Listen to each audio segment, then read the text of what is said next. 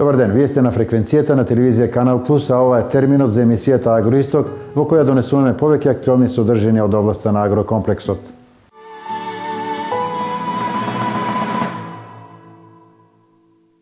Последните проекти што ги промовираше владата се во функција на земјоделците и нивните планови за побрз обрат на средствата во различните дејности.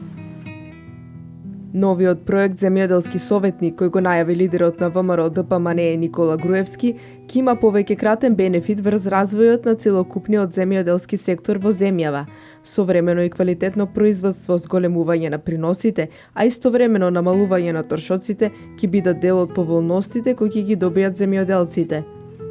Ќе им се обезбедува дополнителна можност за зголемување на производството, значи поголеми приноси, поконкурентно производство, примена на заштитни мерки и добра земјоделска пракса, не само совети како совети, туку официјално евидентирање и следење преку забележување во официјалната книга, за да државата добие повисоко ниво на професионалност, изјави Ванчо Костадиновски, заменик министер за земјоделство. Ние досега постојано дискутиравме дека ова ни е потребно, затоа што земјоделците не се доволно информирани и не се едуцирани. И затоа е одлично да имаме вакви земјоделски советници кои ќе даваат совети, а земјоделците нека си ја работат својата работа, изјави Ефтим Шаклев, председател на Асоциација на земјоделци. Земјоделските советници ќе треба да имаат завршено факултет, а ќе полагаат и специјален испит за да добијат лиценца, а ќе имаат обврска да ги посетуваат земјоделците на нива. Ќе бидат на база слична на матичните лекари, ќе бидат плаќани од државата по капитација, односно по глава на жител земјоделец. Колку има привлечено земјоделци да им биде советник, толку соодветно ќе биде платен и ќе бидат добро платени.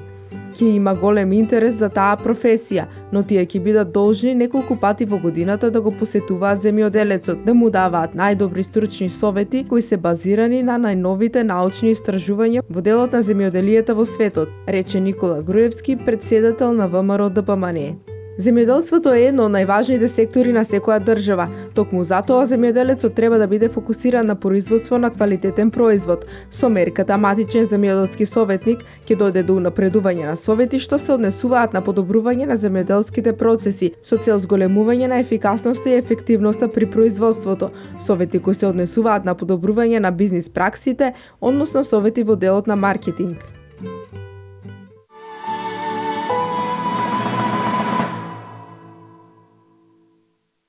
Денојве започна наводнителната сезона. Прва земјоделска култура која ќе го почувствува благодетот секако е оризот. Еве еден прилог на оваа тема. Субвенциите што ги земаат земјоделците треба да ги користат за набавка на репроматеријали, пропишани количини на ѓубрива, пропишани и регистрирани хербициди и семенски материјал за на крајот да добијат подобри приноси.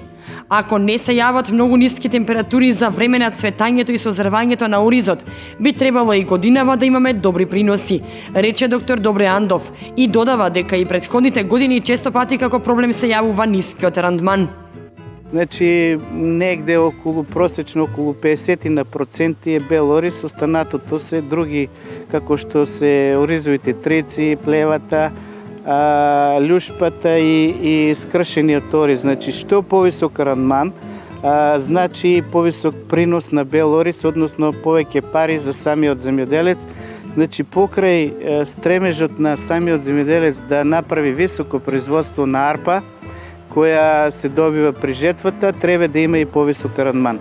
Рандманот е едно својство кај оризот кој зависи од многу фактори кои тоа треба да го знаат земјоделците. Значи, зависи, реков на почетокот, од климатските услови, зависи од сортата, зависи од агротехниката, значи од примената на ѓубривата со превисоки дози на азотни ѓубрива и еднострано ѓубрење само со азотни ѓубрива доведува до кршливост на оризот и има помали приноси на бел ориз, односно рандман.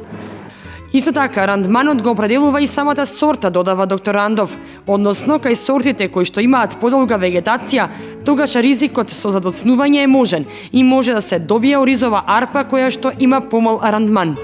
Затоа Андов препорачува, доколку од било кои причини се задоцни со сеидбата, земјоделците да одбираат сорти со пократка вегетација за да не се одрази на приносот на бел ориз.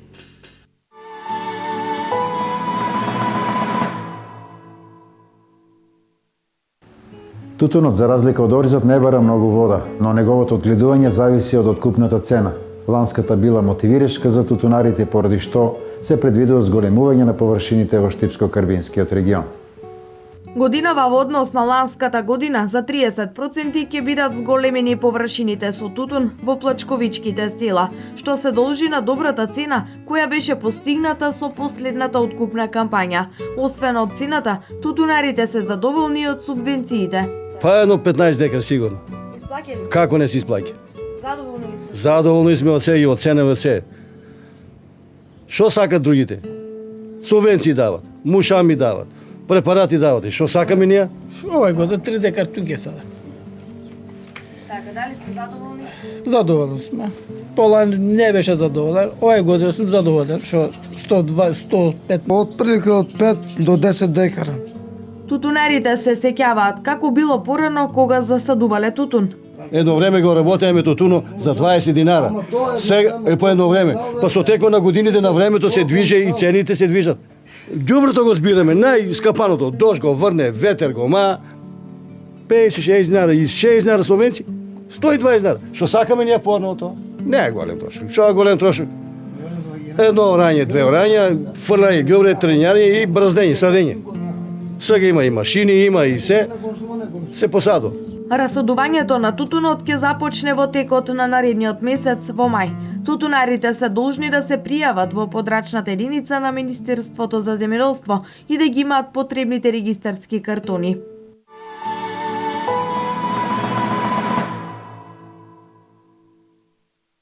А некогашната руина од свињарска фарма, денес под името Вини фарма во селото Пеклани Виничко, е современ капацитет во кој се одгледуваат гоеници. Следува приказна за новите собственици фамилијата Атанасови, кои се со амбициозни планови. По 2,5 години од преземање на капацитетите на поранешниот Джито Вардар, новите собственици фамилијата Атанасови, свињарската фарма во Виничко Пеклани ја поставија на здрави нозе. Со квалитетна стратегија, секојдневно инвестираат во подобрување на квантитетот и на квалитетот на фармата, која беше речиси пред затварање. Вини фарма работи со капацитет од 700 мајки и произведуваме годишно, за 2015 година произведовме 15.000 товленици.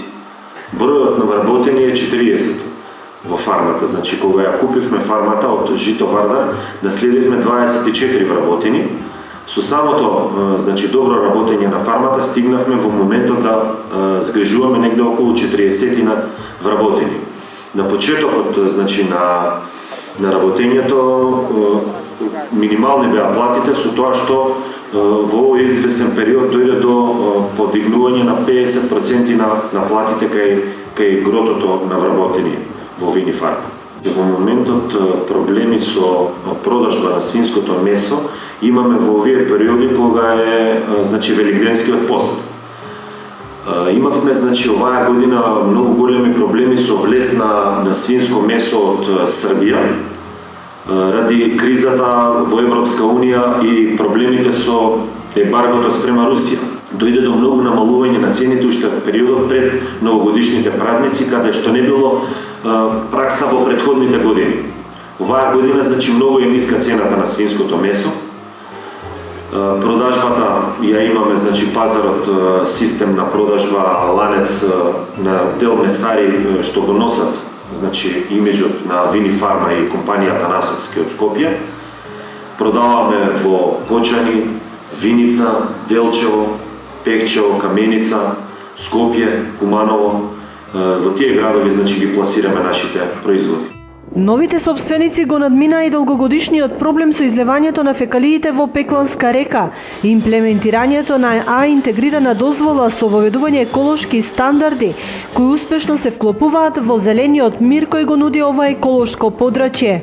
Постојат 3-месечни, 6-месечни годишни извештаи кои што ги поднесуваме до Министерството за животна средина и доаѓаат фирми што се лиценцирани за испитување на воздухот, на водата, на бучалата, со тоа што го имаме решено проблемот со истечувањето на подземните води и на фекалиите спрема реката. Имаме направено голема собедна јама по сите стандарди на еколошката дозвола што ги бара.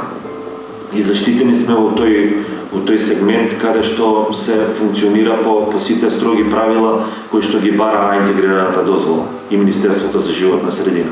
Под постојан мониторинг сме на животната средина, имаме нон-стоп контроли дали тоа што го правиме, што бараат они, редовно ние го исполнуваме и тие извештаи ги праќаме директно на секој период као што бара интегрираната дозвола до Министерството за животна средина. Нивните планови не застануваат овде. Свињарството со поддршката која дава државата има квалитетна перспектива. Отварање на кланица во понатамошниот период, значи воведување на нови модерни стандарди исто во фармата, отварање на уште неколку месари собствени каде што би го решиле слободно целото производство. Сега во моментов ние се снаоѓаме со продажба на комитенти каде што има истакнато дека рекламата е на Вини фарма и се продава месото од свињарската фарма во село Пеклани Виница.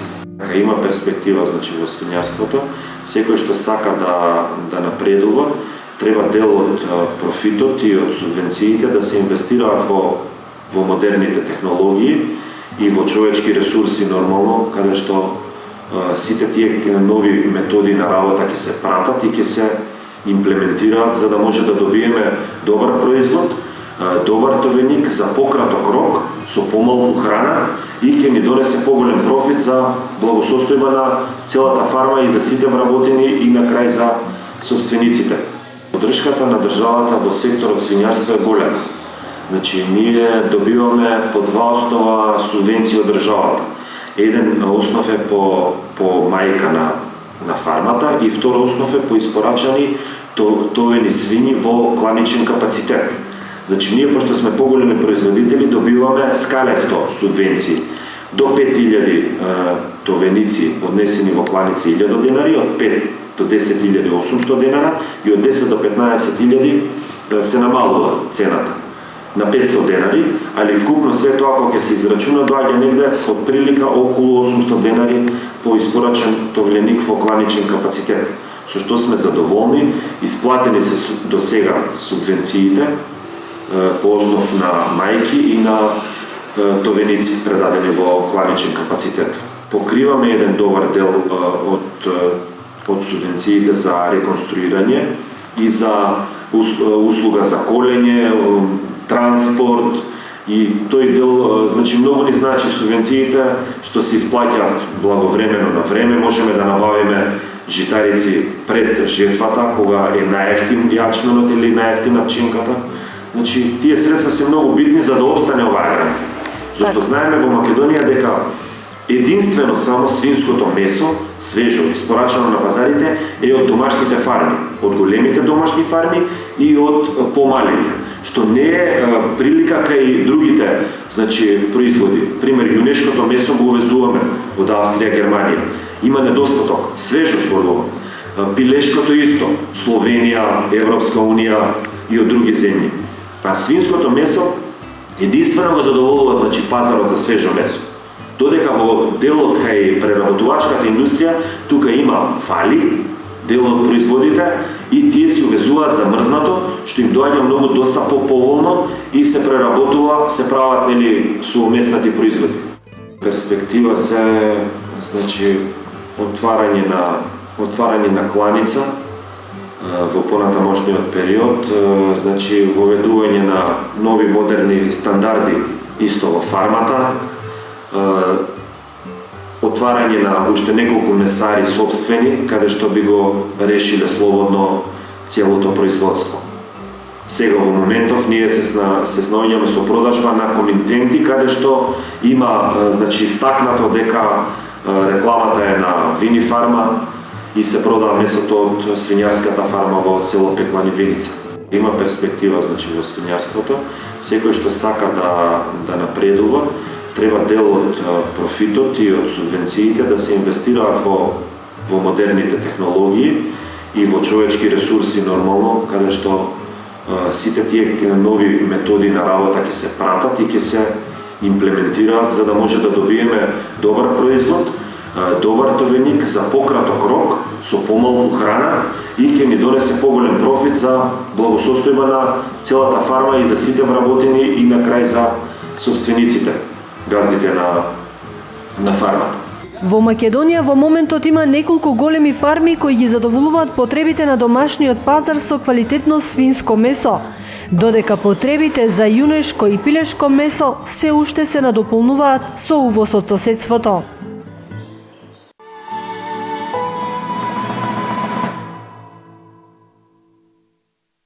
Малку погоре во Малешевијата се произведува квалитетно сирење на старински начин. Уште една приказна за успешен семеен бизнис.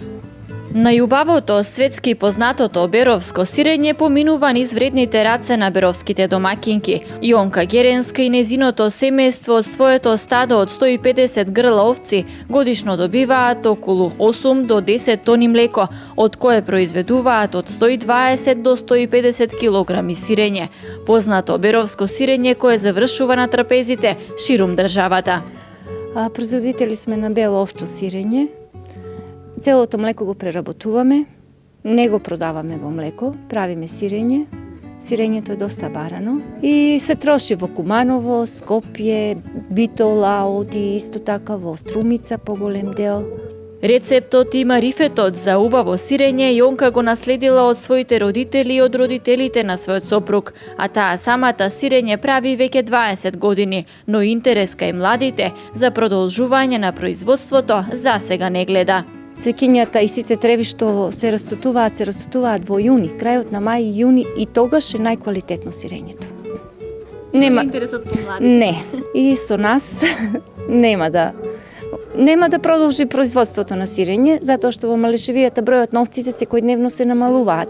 Не се оставаат млади јагниња. Најважното за добро сирење е хигиената и одржувањето на температурата и при производството и при чувањето на сирењето. Пред се хигиената и самото производство зависи од самиот производител. Сирењето се произведува во одредени услови, температурите се најбитни, некаде подсирувањето на млекото од 30 до 32 степена, и потоа просторијата во која се чува сирењето треба температурата да изнесува некаде од 15 до 18 степени. Помошта од државата за субвенционирање по грло редовно ја добиваат и им е повеќе од добре дојдена, особено кога годината и не е толку погодна за да се произведе потребната количина на сирење.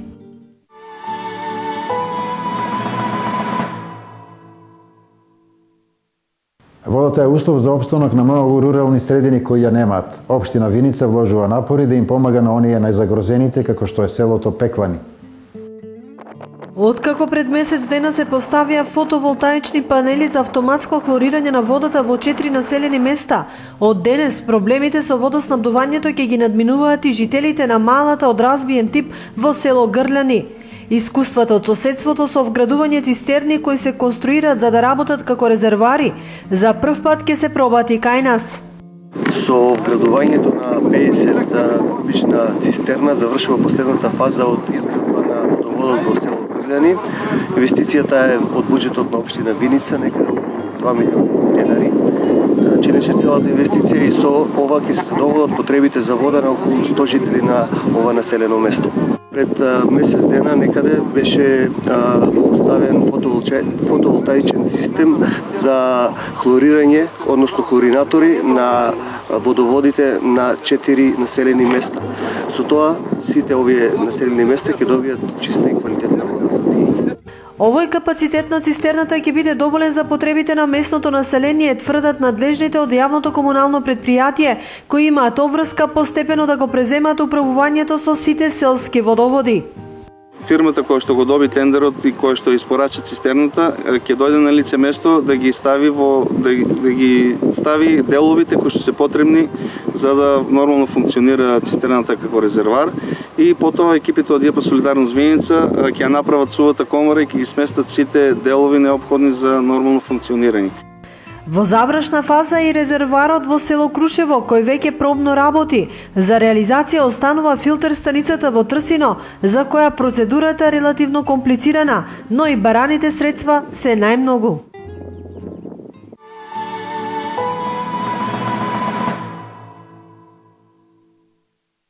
Во приложение следува вториот дел од разговорот со професор Добри Андов, кој говори за оризовата култура. Да го проследиме.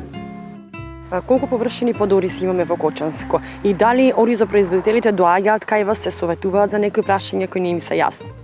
Во последните години површините под ориз во нашата држава се движат негде околу 4 до 5000 хектари. Планот за наводнување го прави водостопанското предпријатие. Јас точно бројка не знам колку е тоа, знам дека тука негде се движат површините околу 4 до 5000 хектари. По однос на тоа дали земјоделците се советуваат, да. Значи земјоделците кои одредени работи, значи не им се јасни, тие често пати значи доаѓаат кај нас во институтот, не посетуваат, се советуваат, значи ние во рамките на нашите знаења и можности им даваме одредени совети. Ние дури во 2013 и 2014 година направивме еден проект кој беше финансиран од Турската агенција за развој и тогаш одведовме 50 земјоделци, значи кои беа вклучени во проектот во Република Турција на 2 наврата, и тоа во период на сеидба на оризот, значи во месец мај, и во период на жетва на оризот, значи за да ги видат искуствата на турските оризопроизводители, бидејќи Турција е голем производител. Тие произведат ориз на негде околу 100.000 хектари површина, имат просечни приноси над 8.000 килограма, што ние тешко да ги достигнеме, значи по однос на приносите по површините немаме капацитети. Имат огромни искуства со нивното работење, се крупни, тамо земјоделците располагат со негде околу по 500 хектари или 5000 декари површина еден земјоделец. Кај нас еден од проблемите во целокупното земјоделие и ситниот посев, значи економско и рентабилно работење е можно само ако посевите се покрупни, значи земјоделецот да не прави празни одови низ полето, тој од една парцела до друга додека стигне троши нафта, троши гориво и мазиво толку колку што, да речеме, и време ќе изоре една собствена парцела. Така да и на тој дел треба да се размисла околу комасација, рондација, окрупнување на самите парцели. Улеснување им доаѓа и земањето на субвенции, така ли? Да, субвенциите се добра работа и се практикуваат сегде во Европа, значи на некој начин субвенциите им се добредојдени на земјоделците, значи им помагат во нивното оризопроизводство. Тоа јас би советувал, ако прифатат самите земјоделци, значи исплатените субвенции се наменети за сегде во светот, значи во Европа, за осовременување на самото производство, значи подобрување на производството, на приносот. Ако субвенциите се исплатени за таа намена, земјоделците треба да ги користат, да се стремат секој пат, иако секој пат им фалат пари, реков и на почетокот, да се стремат барем основните минимум агротехника која е пропишана за производство и за добивање на добри приноси, значи да од тие средства си набават репроматеријали кои им се потребни, значи доволни количини на и пропишани количини на ѓубрива, потоа на пропишани и регистрирани хербициди, семенски материјали за на крајот да добијат подобри приноси. Така, можеме ли годинава да очекуваме добри приноси и како се движат приносите во однос на претходните години? Па да, значи, иако многу рано е сега да дадеме оценка, бидејќи земјоделието е под отворено небо, значи, јас многу пати сум кажал, еве и во оваа прилика ќе кажам дека земјоделецот игра шах со природата, значи меѓутоа природата има бели фигури и прва влече потек. Ако земјоделецот е добро едуциран, добро практично подготвен, значи знае која контрамерка или потек да повлече за да своето производство го дотера до повисоки приноси. Иако во најголема мера зависи од климатските услови, меѓутоа сепак од самиот оризопроизводител или земјоделец, значи зависи многу, на крајот зависат приносите. Евентуално ако не се јават некои кај оризот многу ниски температури во време на цветењето и созревањето на оризот, значи друг проблем, бидејќи тоа е во вода, значи цело време да има доволни количини на вода, друга причина не може да го компрометира толку ниско приносот. Се другото зависи од самиот земјоделец каква агротехника и какво внимание му посветил на своето производство.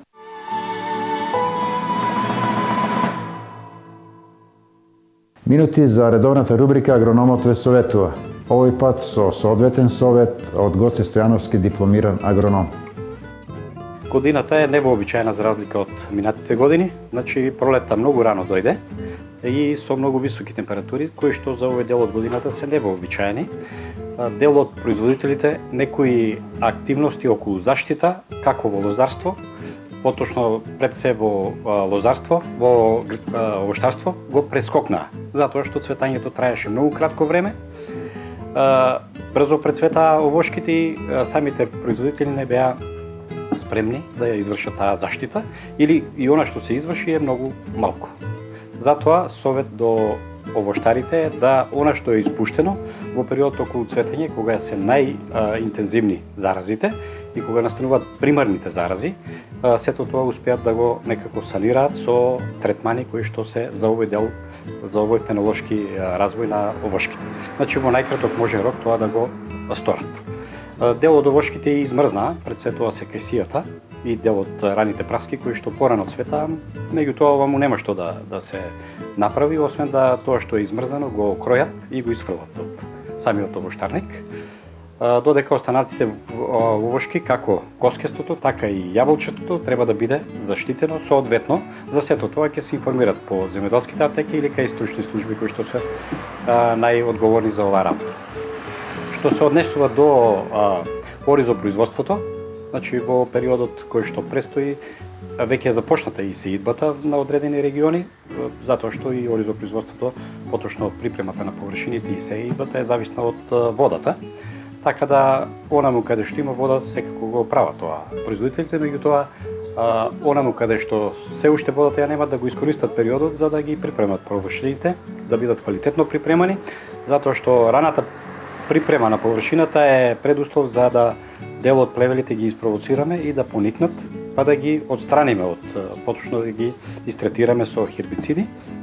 Со самото тоа површините вонатаму ќе бидат почисти. Значи тоа е една добра можност кај оризопроизводителите да бидат отстранети, односно истретирани плевелите и понатаму да не им прават големи проблеми како што е познато од минатите години.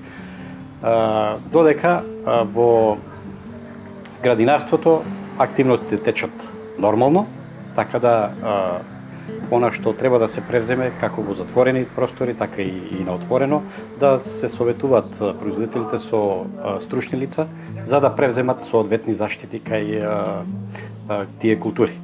Со оглед на тоа што имавме влажна, топла зима, дел од причинителите на заразни болести и штетници, голем дел остана презимија, успешно презимија, затоа што на тие температури не угинуваат тие и причинителите и габи и бактерии и самите штетници, така да се очекува да тој инфективен потенцијал биде голем во оваа година, затоа што такви се временските прилики и услови кои што ни се во моментот присутни, а најверојатно и така ќе биде и понатаму.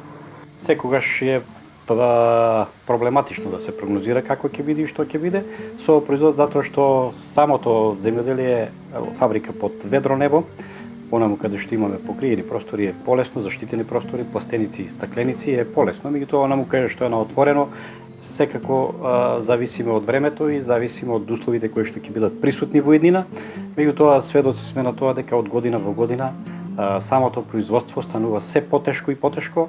Дел од производители се откажуваат од производство затоа што бара големи поздавања, како од агротехника, како од технологија на производство, така и од самата заштита.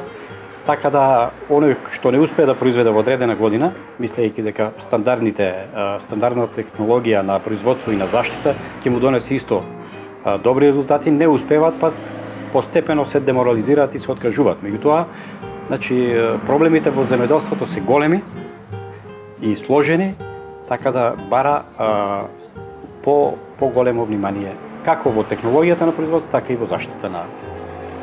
Доаѓаат се советуваат ли производителите и за кои проблеми најмногу се жалат кај вас? Производителите се секогаш спремни да примат совети, меѓутоа има и производители кои што да речеме работат по стара техника, стара технологија, она што го научиле пред 20-30 години настојуваат пак да го тоа применуваат, меѓутоа сведоци сме да пред се климатските промени, напредокот на хемиската индустрија, понатаму зголемувањето на производството, намалување на цени на производи, а мора да го зголемат производството за да добијат одредена заработка. Значи сето тоа бара максимални вложувања за потоа да се очекува и добар принос.